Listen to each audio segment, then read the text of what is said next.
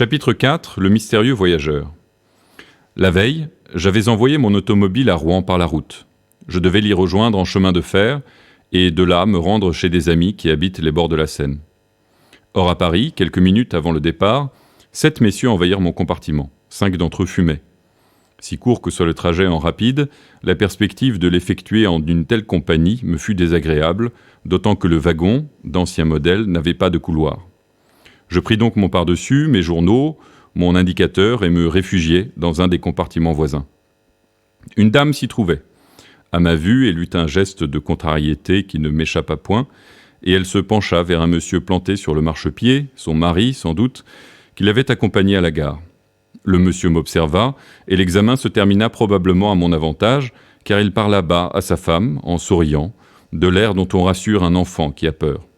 Elle sourit à son tour, et me glissa un œil amical, comme si elle comprenait tout à coup que j'étais un de ces galants hommes avec qui une femme peut rester enfermée 2 heures durant dans une petite boîte de 6 pieds carrés sans avoir rien à craindre. Son mari lui dit « Tu ne m'en voudras pas, ma chérie, mais j'ai un rendez-vous urgent et je ne puis attendre. » Il l'embrassa affectueusement et s'en alla. Sa femme lui envoya par la fenêtre de petits baisers discrets et agita son mouchoir. Mais un coup de sifflet retentit, le train s'ébranla. À ce moment précis, et malgré les protestations des employés, la porte s'ouvrit et un homme surgit dans notre compartiment. Ma compagne, qui était debout alors et rangeait ses affaires le long du filet, poussa un cri de terreur et tomba sur la banquette. Je ne suis pas poltron, loin de là, mais j'avoue que ces irruptions de la dernière heure sont toujours pénibles. Elles semblent équivoques, peu naturelles. Il doit y avoir quelque chose là-dessous, sans quoi... L'aspect du nouveau venu, cependant, et son attitude eussent plutôt atténué la mauvaise impression produite par son acte, de la correction, de l'élégance presque, une cravate de bon goût, des gants propres, un visage énergique. Mais au fait, où diable avais-je vu ce visage ? Car le doute n'était point possible, je l'avais vu. Du moins, plus exactement, je retrouvais en moi la sorte de souvenir que laisse la vision d'un portrait plusieurs fois aperçu et dont on n'a jamais contemplé l'original. Et en même temps, je sentais l'inutilité de tout effort de mémoire, tellement ce souvenir était inconsistant et vague.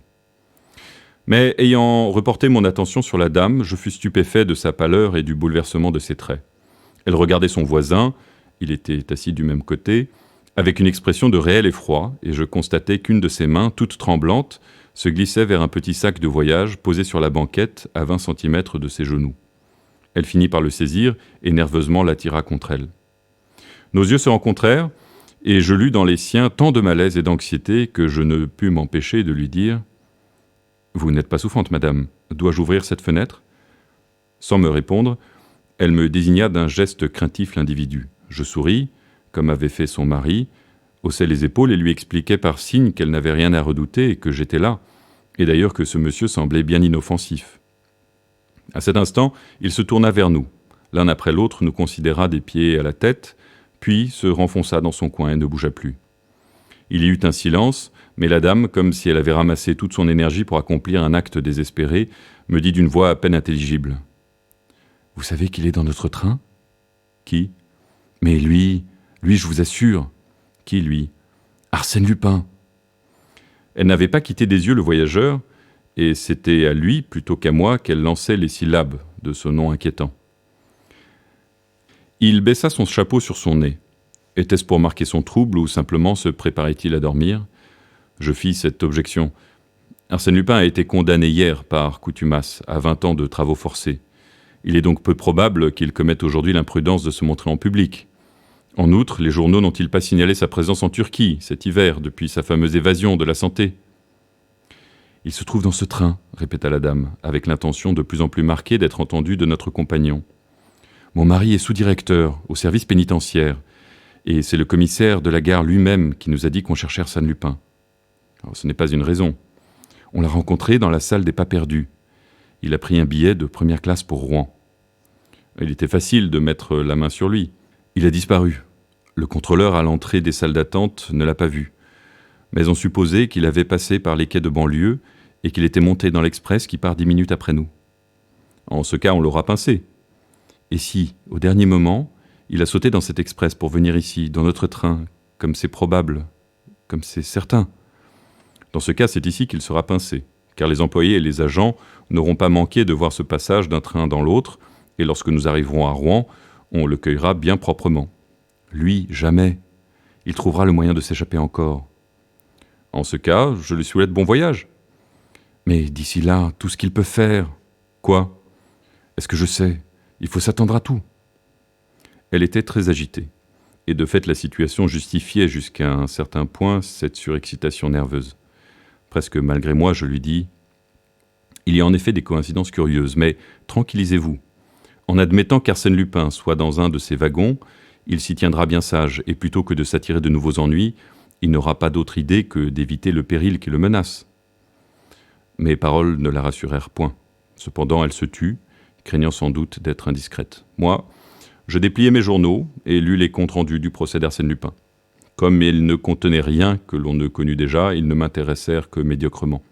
En outre, j'étais fatigué, j'avais mal dormi, je sentis mes paupières s'alourdir et ma tête s'incliner. « Mais monsieur, vous n'allez pas dormir ?» La dame m'arrachait mes journaux et me regardait avec indignation. « Évidemment que non, » répondis-je. « Je n'en ai aucune envie. »« Ce serait la dernière imprudence, » me dit-elle. « De la dernière, » répétai-je. Et je luttais énergiquement, m'accrochant au paysage, aux nuées qui rayaient le ciel. Et bientôt tout cela se brouilla dans l'espace. L'image de la dame agitée et du monsieur assoupi s'effaça dans mon esprit, et ce fut en moi le grand, le profond silence du sommeil. Des rêves inconsistants et légers bientôt l'agrémentèrent. Un être qui jouait le rôle et portait le nom d'Arsène Lupin y tenait une certaine place. Il évoluait à l'horizon, le dos chargé d'objets précieux, traversait des murs et démeublait des châteaux. Mais la silhouette de cet être, qui n'était d'ailleurs plus Arsène Lupin, se précisa. Il venait vers moi, devenait de plus en plus grand, sautait dans le wagon avec une incroyable agilité et retombait en plein sur ma poitrine. Une vive douleur, un cri déchirant, je me réveillais. L'homme, le voyageur, un genou sur ma poitrine, me serrait à la gorge. Je vis cela très vaguement, car mes yeux étaient injectés de sang. Je vis aussi la dame qui se convulsait dans un coin, en proie à une attaque de nerfs. Je n'essayais même pas de résister. D'ailleurs, je n'en aurais pas eu la force. Mes tempes bourdonnaient, je suffoquais, je râlais. 1 minute encore et c'était l'asphyxie. L'homme dut le sentir, il relâcha son étreinte. Sans s'écarter, de la main droite, il tendit une corde où il avait préparé un nœud coulant, et d'un geste sec, il me lia les 2 poignets. En un instant, je fus garrotté, bâillonné, immobilisé. Et il accomplit cette besogne de la façon la plus naturelle du monde, avec une aisance où se révélait le savoir d'un maître, d'un professionnel du vol et du crime. Pas un mot, pas un mouvement fébrile, du sang-froid et de l'audace. Et j'étais là, sur la banquette, ficelé comme une momie, moi, Arsène Lupin. En vérité, il y avait de quoi rire. Et malgré la gravité des circonstances, je n'étais pas sans apprécier tout ce que la situation comportait d'ironie et de savoureux. Arsène Lupin, roulé comme un novice, dévalisé comme le premier venu, car bien entendu le bandit m'allégea de ma bourse et de mon portefeuille. Arsène Lupin, victime à son tour, dupé, vaincu. Quelle aventure! Restait la dame. Il n'y prêta même pas attention. Il se contenta de ramasser la petite sacoche qui gisait sur le tapis et d'en extraire les bijoux, porte-monnaie, bibelots d'or et d'argent qu'elle contenait. La dame ouvrit un œil, tressaillit d'épouvante, ôta ses bagues et les tendit à l'homme comme si elle avait voulu lui épargner tout effort inutile. Il prit les bagues et la regarda, elle s'évanouit. Alors toujours silencieux et tranquille, sans plus s'occuper de nous, il regagna sa place, alluma une cigarette et se livra à un examen approfondi des trésors qu'il avait conquis, examen qui parut le satisfaire entièrement. J'étais beaucoup moins satisfait. Je ne parle pas des 12 000 francs dont on m'avait indûment dépouillé. C'était un dommage que je n'acceptais que momentanément et je comptais bien que ces 12 000 francs rentreraient en ma possession dans les plus brefs délais, ainsi que les papiers fort importants que renfermait mon portefeuille, projets, devis, adresses, liste de correspondants, lettres compromettantes. Mais pour le moment, un souci plus immédiat et plus sérieux me tracassait. Qu'allait-il se produire ? Comme bien l'on pense, l'agitation causée par mon passage à travers la gare Saint-Lazare ne m'avait pas échappé. Invité chez des amis que je fréquentais sous le nom de Guillaume Berlat, et pour qui ma ressemblance avec Arsène Lupin était un sujet de plaisanterie affectueuse, je n'avais pu me grimer à ma guise, et ma présence avait été signalée. En outre, on avait vu un homme, Arsène Lupin sans doute, se précipiter de l'express dans le rapide. Donc inévitablement, fatalement, Le commissaire de police de Rouen, prévenu par télégramme et assisté d'un nombre respectable d'agents, se trouverait à l'arrivée du train, interrogerait les voyageurs suspects et procéderait à une revue minutieuse des wagons. Tout cela, je le prévoyais, et je ne m'en étais pas trop ému, certain que la police de Rouen ne serait pas plus perspicace que celle de Paris et que je saurais bien passer inaperçu. Ne me suffirait-il pas, à la sortie, de montrer négligemment ma carte de député, grâce à laquelle j'avais déjà inspiré toute confiance au contrôleur de Saint-Lazare? Mais combien les choses avaient changé. Je n'étais plus libre. Impossible de tenter un de mes coups habituels. Dans un des wagons, le commissaire découvrirait le sieur Arsène Lupin, qu'un hasard propice lui envoyait, pieds et poings liés, docile comme un agneau, empaqueté, tout préparé. Il n'aurait qu'à en prendre livraison, comme on reçoit un colis postal qui vous est adressé en gare, bourriche de gibier ou panier de fruits et légumes. Et pour éviter ce fâcheux dénouement, que pouvais-je entortiller dans mes bandelettes? Et le rapide filait vers Rouen, unique et prochaine destination, Brulay-Vernon, Saint-Pierre. Un autre problème m'intriguait, où j'étais moins directement intéressé, mais dont la solution éveillait ma curiosité de professionnel. Quelles étaient les intentions de mon compagnon? J'aurais été seul qu'il eût eu le temps, à Rouen, de descendre en toute tranquillité, mais la dame, à peine la portière serait-elle ouverte, la dame, si sage et si humble en ce moment, crierait, se démènerait, appellerait au secours. Et de là mon étonnement. Pourquoi ne la réduisait-il pas à la même impuissance que moi, ce qui lui aurait donné le loisir de disparaître avant qu'on se fût aperçu de son double méfait? Il fumait toujours, les yeux fixés sur l'espace qu'une pluie hésitante commençait à rayer de grandes lignes obliques. Une fois cependant, il se détourna, saisit mon indicateur et le consulta. La dame, elle, s'efforçait de rester évanouie pour rassurer son ennemi, mais des quintes de toux provoquées par la fumée démentaient cet évanouissement. Quant à moi, j'étais fort mal à l'aise et très courbaturé, et je songeais, je combinais. Pont de l'Arche, Oissel. Le rapide se hâtait, joyeux, ivre de vitesse, Saint-Étienne. À cet instant, l'homme se leva et fit 2 pas vers nous, ce à quoi la dame s'empressa de répondre par un nouveau cri et par un évanouissement non simulé. Mais quel était son but à lui? Il baissa la glace de notre côté, la pluie maintenant tombait avec rage, et son geste marqua l'ennui qu'il éprouvait à n'avoir ni parapluie ni par-dessus. Il jeta les yeux sur le filet, l'en-cas de la dame s'y trouvait, il le prit, il prit également mon par-dessus et s'en vêtit. On traversait la Seine. Il retroussa le bas de son pantalon, puis se penchant, il souleva le loquet extérieur. Allait-il se jeter sur la voie? À cette vitesse, c'eût été la mort certaine. On s'engouffra dans le tunnel percé sous la côte Sainte-Catherine. L'homme entr'ouvrit la portière, et du pied tâta la première marche. Quelle folie! Les ténèbres, la fumée, le vacarme, tout cela donnait à une telle tentative une apparence fantastique. Mais, tout à coup, le train ralentit. Les Westinghouse s'opposèrent à l'effort des roues. En 1 minute, l'allure devint normale, diminua encore. Sans doute, des travaux de consolidation étaient projetés dans cette partie du tunnel qui nécessitait le passage ralenti des trains, depuis quelques jours peut-être, et l'homme le savait. Il n'eut donc qu'à poser l'autre pied sur la marche, à descendre sur la seconde et à s'en aller paisiblement, non sans avoir au préalable rabattu le loquet et refermé la portière. À peine avait-il disparu que du jour éclaira la fumée plus blanche. On déboucha dans une vallée, encore un tunnel, et nous étions à Rouen. Aussitôt, la dame recouvra ses esprits, et son premier soin fut de se lamenter sur la perte de ses bijoux. Je l'implorai des yeux. Elle comprit et me délivra du bâillon qui m'étouffait. Elle voulut aussi dénouer mes liens, je l'en empêchai. Non, non, il faut que la police voie les choses en l'état. Je désire qu'elle soit édifiée sur ce gredin. Et si je tirais la sonnette d'alarme? Trop tard, il faillit penser pendant qu'il m'attaquait. Mais il m'aurait tué, ah monsieur! Vous l'ai-je dit qu'il voyageait dans ce train? Je l'ai reconnu tout de suite, d'après son portrait, et le voilà parti avec mes bijoux.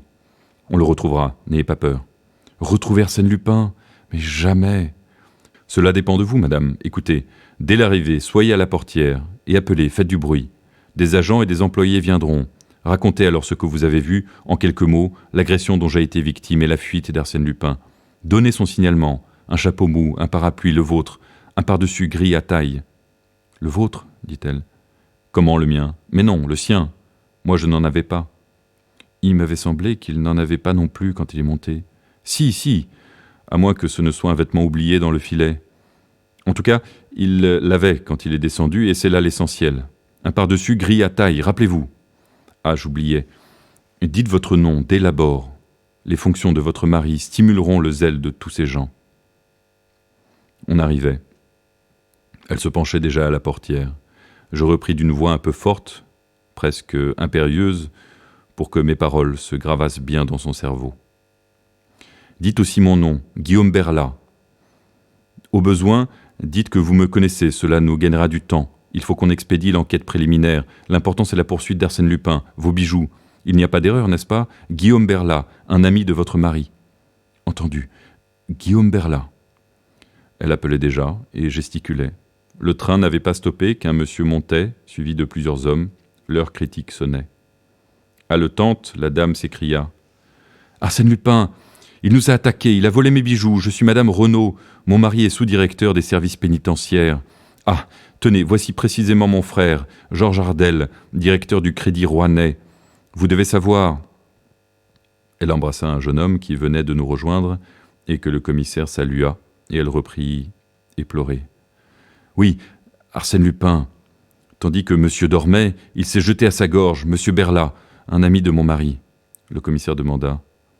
« Mais où est-il, Arsène Lupin ?»« Il a sauté du train, sous le tunnel, après la Seine. »« Êtes-vous sûr que ce soit lui ?»« Si j'en suis sûr, je l'ai parfaitement reconnu. D'ailleurs, on l'a vu à la gare Saint-Lazare, il avait un chapeau mou. »« Non pas, un chapeau de feutre dur comme celui-ci, rectifiait le commissaire en désignant mon chapeau. »« Un chapeau mou, je l'affirme, répéta madame Renaud, et un pardessus gris à taille. »« En effet, murmura le commissaire, le télégramme signale ce pardessus gris, à taille et à col de velours noir. »« À col de velours noir, justement !» s'écria madame Renaud, triomphante. Je respirais. Ah, la brave, l'excellente amie que j'avais là. Les agents, cependant, m'avaient débarrassé de mes entraves. Je me mordis violemment les lèvres, du sang coula. Courbé en deux, le mouchoir sur la bouche, comme il convient à un individu qui est resté longtemps dans une position incommode et qui porte au visage la marque sanglante du bâillon, je dis au commissaire, d'une voix affaiblie, « Monsieur, c'était Arsène Lupin, il n'y a pas de doute. En faisant diligence, on le rattrapera. Je crois que je puis vous être d'une certaine utilité. » Le wagon qui devait servir aux constatations de la justice fut détaché. Le train continua vers le Havre. On nous conduisit vers le bureau du chef de gare, à travers la foule des curieux qui encombrait le quai. À ce moment, j'eus une hésitation. Sous un prétexte quelconque, je pouvais m'éloigner, retrouver mon automobile et filer. Attendre était dangereux. Qu'un incident se produisit, qu'une dépêche survint de Paris et j'étais perdu. Oui, mais mon voleur, abandonné à mes propres ressources, dans une région qui ne m'est pas très familière, je ne devais pas espérer le rejoindre. Bah, tentons le coup, me dis-je, et restons. La partie est difficile à gagner, mais si amusante à jouer. Et l'enjeu en vaut la peine. Et comme on nous priait de renouveler provisoirement nos dépositions, je m'écriai. « Monsieur le commissaire, actuellement Arsène Lupin prend de l'avance. Mon automobile m'attend dans la cour. Si vous voulez me faire le plaisir d'y monter, nous essaierons... » Le commissaire sourit d'un air fin. « L'idée n'est pas mauvaise. Si peu mauvaise même qu'elle est en voie d'exécution. Ah, oui monsieur. 2 de mes agents sont partis à bicyclette depuis un certain temps déjà. Mais où ? À la sortie même du tunnel. Là, ils recueilleront les indices, les témoignages et suivront la piste d'Arsène Lupin. » Je ne pus m'empêcher de hausser les épaules. 2 agents ne recueilleront ni indices ni témoignages. Vraiment. Arsène Lupin se sera arrangé pour que personne ne le voie sortir du tunnel. Il aura rejoint la première route et de là à Rouen, où nous le pincerons. Il n'ira pas à Rouen. Alors il restera dans les environs, où nous sommes encore plus sûrs, il ne restera pas dans les environs. Oh, oh. Et où donc se cachera-t-il ? Je tirai ma montre. À l'heure présente, Arsène Lupin rôde autour de la gare de Darnétal. À 10h50, c'est-à-dire dans 22 minutes, il prendra le train qui va de Rouen, gare du Nord, à Amiens. Vous croyez ? Et comment le savez-vous ? Oh, c'est bien simple. Dans le compartiment, Arsène Lupin a consulté mon indicateur. Pour quelle raison ? Y avait-il, non loin de l'endroit où il a disparu, une autre ligne, une gare sur cette ligne et un train s'arrêtant à cette gare ? À mon tour, je viens de consulter l'indicateur, il m'a renseigné. « En vérité, monsieur, dit le commissaire, c'est merveilleusement déduit. Quelle compétence !»« Entraîné par ma conviction, j'avais commis une maladresse en faisant preuve de tant d'habileté. Il me regardait avec étonnement, et je crus sentir qu'un soupçon l'effleurait. Oh, à peine, car les photographies envoyées de tous côtés par le parquet étaient trop imparfaites, représentaient un Arsène Lupin trop différent de celui qu'il avait devant lui pour qu'il lui fût possible de me reconnaître. Mais tout de même, il était troublé, confusément inquiet. Il y eut un moment de silence. Quelque chose d'équivoque et d'incertain arrêtait nos paroles. Moi-même, un frisson de gêne me secoua. La chance allait-elle tourner contre moi ? Me dominant, je me mis à rire. Mon Dieu, rien ne nous ouvre la compréhension comme la perte d'un portefeuille et le désir de le retrouver. Et il me semble que si vous vouliez bien me donner 2 de vos agents, eux et moi, nous pourrions peut-être... « Oh, je vous en prie, monsieur le commissaire !» s'écria madame Renaud. « Écoutez, monsieur Berlat !» L'intervention de mon excellente amie fut décisive. Prononcée par elle, la femme d'un personnage influent, ce nom de Berlat devenait réellement le mien et me conférait une identité qu'aucun soupçon ne pouvait atteindre. Le commissaire se leva. « Je serais trop heureux, monsieur Berlat, croyez-le bien, de vous voir réussir. Autant que vous, je tiens à l'arrestation d'Arsène Lupin. » Il me conduisit jusqu'à l'automobile. 2 de ses agents, qu'il me présenta, Honoré Massol et Gaston Delivet, y prirent place. Je m'installai au volant. Mon mécanicien donna le tour de manivelle. Quelques secondes après, nous quittions la gare. J'étais sauvé. Ah, j'avoue qu'en roulant sur les boulevards qui ceignent la vieille cité normande, à l'allure puissante de ma 35 chevaux Moro-Lepton, je n'étais pas sans concevoir quelque orgueil. Le moteur ronflait harmonieusement. À droite et à gauche, les arbres s'enfuyaient derrière nous, et libre, hors de danger, je n'avais plus maintenant qu'à régler mes petites affaires personnelles avec le concours de 2 honnêtes représentants de la force publique. Arsène Lupin s'en allait à la recherche d'Arsène Lupin. Modeste soutien de l'ordre social, Delivet Gaston et Massol Honoré, combien votre assistance me fut précieuse. Qu'aurais-je fait sans vous ? Sans vous, combien de fois, au carrefour, j'eusse choisi la mauvaise route. Sans vous, Arsène Lupin se trompait et l'autre s'échappait. Mais tout n'est pas fini, loin de là. Il me restait d'abord à rattraper l'individu et ensuite à m'emparer moi-même des papiers qu'il m'avait dérobés. À aucun prix, il ne fallait que mes 2 acolytes ne missent le nez dans ces documents, encore moins qu'ils ne s'en saisissent. Me servir d'eux et agir en dehors d'eux, voilà ce que je voulais et qui n'était point aisé. À Darnétal, nous arrivâmes 3 minutes après le passage du train. Il est vrai que j'eus la consolation d'apprendre qu'un individu en pardessus gris, à taille, à collet de velours noir, était monté dans un compartiment de seconde classe muni d'un billet pour Amiens. Décidément, mes débuts comme policier promettaient. Delivet me dit « Le train est express et il ne s'arrête plus qu'à Monterolier-Buchy dans 19 minutes. Si nous n'y sommes pas avant Arsène Lupin, il peut continuer sur Amiens, comme bifurquer sur Clères et de la gagner Dieppe ou Paris. Monterolier, quelle distance ? 23 km. 23 km en 19 minutes. Nous y serons avant lui. La passionnante étape. Jamais ma fidèle Moro-Lepton ne répondit à mon impatience avec plus d'ardeur et de régularité. Il me semblait que je lui communiquais ma volonté directement, sans l'intermédiaire des leviers et des manettes. Elle partageait mes désirs. Elle approuvait mon obstination. Elle comprenait mon animosité contre ce gredin d'Arsène Lupin, le fourbe, le traître. Aurais-je raison de lui ? Se jouerait-il, une fois de plus, de l'autorité, de cette autorité dont j'étais l'incarnation ?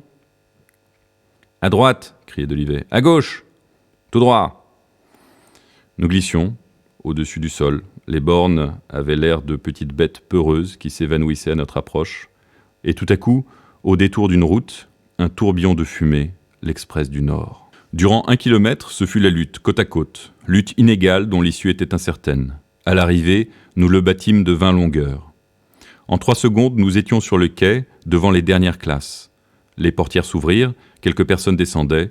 Mon voleur, point. Nous inspectâmes les compartiments. Pas d'Arsène Lupin. « Sapristi !» m'écriai-je. « Il m'aura reconnu dans l'automobile tandis que nous marchions côte à côte. Il aura sauté. » Le chef du train confirma cette supposition. Il avait vu un homme qui dégringolait le long du remblai à 200 mètres de la gare. « Tenez, là-bas, celui qui traverse le passage à niveau !» Je m'élançai, suivi de mes 2 acolytes, ou plutôt suivi de l'un d'eux, car l'autre, Massol, se trouvait être un coureur exceptionnel, ayant autant de fond que de vitesse. En quelques instants, l'intervalle qui le séparait du fugitif diminua singulièrement. L'homme l'aperçut, franchit une haie et détala rapidement vers un talus qu'il grimpa. Nous le vîmes encore plus loin. Il entrait dans un petit bois. Quand nous atteignîmes ce bois, Massol nous y attendait. Il avait jugé inutile de s'aventurer davantage, dans la crainte de nous perdre. « Je vous en félicite, mon cher ami, lui dis-je. Après une pareille course, notre individu doit être à bout de souffle. Nous le tenons. » J'examinais les environs, tout en réfléchissant aux moyens de procéder seul à l'arrestation de ce fugitif, afin de faire moi-même des reprises que la justice n'aurait sans doute tolérées qu'après beaucoup d'enquêtes désagréables. Puis je revins à mes compagnons. « Voilà, c'est facile. Vous, Massol, portez-vous à gauche. Vous, Delivet, à droite. De là, vous surveillez toute la ligne postérieure du bosquet, et il ne peut en sortir sans être aperçu de vous que par cette cavée où je prends position. S'il n'en sort pas, moi j'entre, et forcément, je le rabats sur l'un ou sur l'autre. Vous n'avez donc qu'à attendre. Ah, j'oubliais, en cas d'alerte, un coup de feu. » Massol et Delivet s'éloignèrent chacun de son côté. Aussitôt qu'ils eurent disparu, je pénétrai dans le bois avec les plus grandes précautions, de manière à n'être ni vu ni entendu. C'étaient des fourrés épais, aménagés pour la chasse, et coupés de sentes très étroites, où il n'était possible de marcher qu'en se courbant, comme dans des souterrains de verdure. L'une d'elles aboutissait à une clairière où l'herbe mouillée présentait des traces de pas. Je les suivis, en ayant soin de me glisser à travers les taillis. Elles me conduisirent au pied d'un petit monticule que couronnait une masure en plâtras à moitié démolie. « Il doit être là, pensai-je. L'observatoire est bien choisi. » Je rampai jusqu'à proximité de la bâtisse. Un bruit léger m'avertit de sa présence, et de fait, par une ouverture, je l'aperçus qui me tournait le dos. En deux bonds, je fus sur lui. Il essaya de braquer le revolver qu'il tenait à la main. Je ne lui en laissai pas le temps, et l'entraînai à terre, de telle façon que ses deux bras étaient pris sous lui, tordus, et que je pesais de mon genou sur sa poitrine. « Écoute, mon petit, lui dis-je à l'oreille, je suis Arsène Lupin. Tu vas me rendre tout de suite, et de bonne grâce, mon portefeuille et la sacoche de la dame. Moyennant quoi, je te tire des griffes de la police et je t'enrôle parmi mes amis. Un mot seulement, oui ou non ? » ?»« Oui, murmura-t-il. »« Tant mieux. Ton affaire ce matin était joliment combinée, on s'entendra. » Je me relevai. Il fouilla dans sa poche, en sortit un large couteau et voulut m'en frapper. « Imbécile !» m'écriai-je. D'une main, j'avais paré l'attaque. De l'autre, je lui portai un violent coup sur l'artère carotide, ce qui s'appelle le hook à la carotide. Il tomba, assommé. Dans mon portefeuille, je retrouvai mes papiers, mes billets de banque. Par curiosité, je pris le sien. Sur une enveloppe qui lui était adressée, je lus son nom, Pierre Onfray. Je tressaillis. Pierre Onfray, l'assassin de la rue Lafontaine à Auteuil. Pierre Onfray, celui qui avait égorgé Madame Delbois et ses deux filles. Je me penchai sur lui. Oui, c'était ce visage qui, dans le compartiment, avait éveillé en moi le souvenir de traits déjà contemplés. Mais le temps passait. Je mis dans une enveloppe 2 billets de 100 francs avec une carte et ces mots « Arsène Lupin, à ses bons collègues Honoré Massol et Gaston Delivet, en témoignage de reconnaissance. » Je posai cela en évidence au milieu de la pièce. À côté, la sacoche de Madame Renaud. Pouvais-je ne point la rendre à l'excellente amie qui m'avait secouru ? Je confesse cependant que j'en tirai tout ce qui présentait un intérêt quelconque, n'y laissant qu'un peigne en écaille, un bâton de rouge d'Orin pour les lèvres et un porte-monnaie vide. Que diable, les affaires sont les affaires. Et puis, vraiment, son mari exerçait un métier si peu honorable. Restait l'homme. Il commençait à remuer. Que devais-je faire ? Je n'avais qualité ni pour le sauver, ni pour le condamner. Je lui enlevai ses armes et tirai en l'air un coup de revolver. Les 2 autres vont venir, pensai-je, qu'il se débrouille. Les choses s'accompliront dans le sens de son destin. Et je m'éloignai au pas de course, par le chemin de la cavée. 20 minutes plus tard, une route de traverse que j'avais remarquée lors de notre poursuite me ramenait auprès de mon automobile. À 4 heures, je télégraphiai à mes amis de Rouen qu'un incident imprévu me contraignait à remettre ma visite. Entre nous, je crains fort, étant donné ce qu'ils doivent savoir maintenant, d'être obligé de la remettre indéfiniment. Cruelle désillusion pour eux. À 6 heures, je rentrais à Paris par l'Isle-Adam, Enghien et la Porte Bineau. Les journaux du soir m'apprirent que l'on avait enfin réussi à s'emparer de Pierre Onfray. Le lendemain, ne dédaignons point les avantages d'une intelligente réclame, l'Écho de France publiait cet entrefilet sensationnel. Hier, aux environs de Buchy, après de nombreux incidents, Arsène Lupin a opéré l'arrestation de Pierre Onfray. L'assassin de la rue La Fontaine venait de dévaliser sur la ligne de Paris au Havre Madame Renaud, la femme du sous-directeur des services pénitentiaires. Arsène Lupin a restitué à Madame Renaud la sacoche qui contenait ses bijoux et a récompensé généreusement les 2 agents de la sûreté qui l'avaient aidé au cours de cette dramatique arrestation.